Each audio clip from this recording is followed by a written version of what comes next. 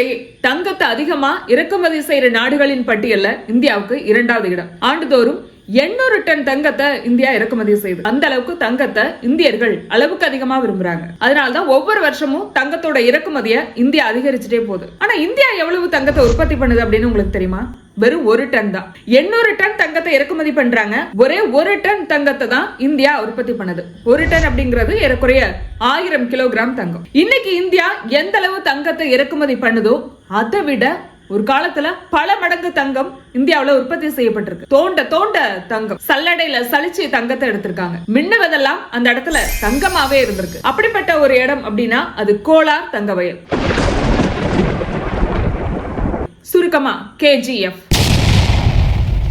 KGF அதோட 121 ஆண்டு கால வரலாற்றுல 800 டன் தங்கத்தை உற்பத்தி பண்ணிருக்கு. ஏறக்குறைய 7,25,000 கிலோகிராம் தங்கத்தை KGF கொடுத்திருக்கு.